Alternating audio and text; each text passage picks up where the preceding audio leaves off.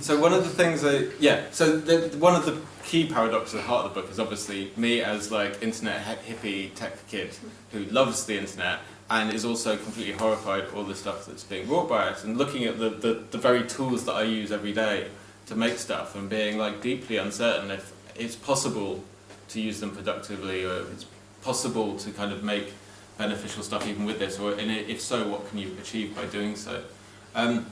One of the stories I talk about in the book as a possible response to this is to like reframe how we think of these things as pure tools and start to think about them as other modes of thinking with which it's possible to collaborate.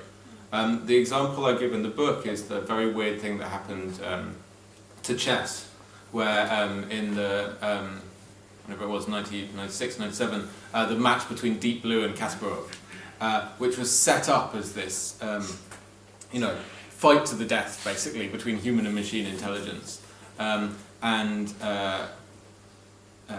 When Deep Blue beat Kasparov, it was sort of seen as this kind of downfall of the human ability. This was the highest thing that humans were capable of, playing chess, and we finally beat a machine. It was kind of the end for us. What actually happened was really interesting, which is that Kasparov comes back the next year with advanced chess, which is a form of chess where humans are allowed to use a computer while they're playing. And what happened with advanced chess is it was rapidly discovered that a human using even a kind of mediocre computer as an assistant could thrash the most powerful supercomputer out there.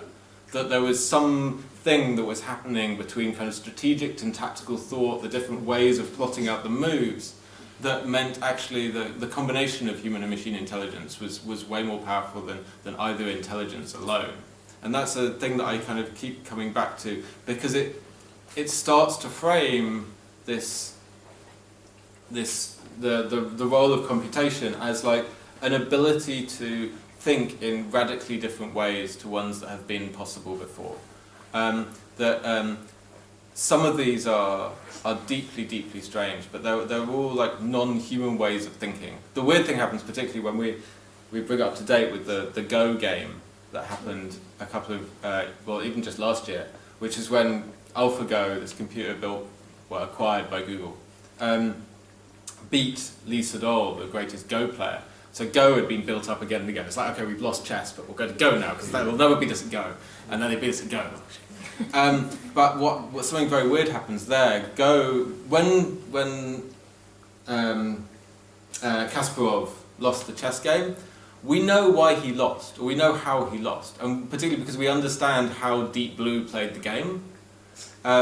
So Deep Blue was basically just super powerful, right? It could map the game out in different ways. That's how it worked. It kind of brute forced the argument. It could think more moves ahead than Kasparov. When AlphaGo beat Lee Sedol, it was doing something else. It's using a form of machine learning. This is the thing that Google and others are hugely invested in now, which is what we used to call AI, because we try not to call it AI anymore because it's not artificial intelligence in the sense that it's faking human intelligence. It's some other kind of intelligence altogether that's not like how humans think.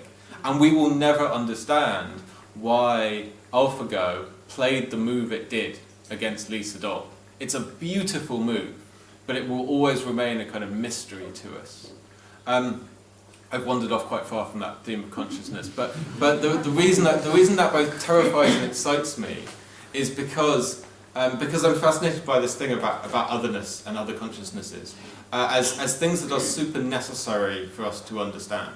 One of the things that we haven't talked about at all this evening is a big part of the book about the climate, and I mentioned it briefly, but the climate and our thinking about the climate, and our inability to kind of wrap our heads around this vast thing. And a lot of the writing on the climate that fascinates me is people who are capable of conceptualizing the planet and other species and even non-human things like rocks and rivers and oceans as things that have agency, that have a form of consciousness as well that is so radically unlike our own, but with which we have to start grappling if we're going to deal with this planetary scale crisis that we're involved in.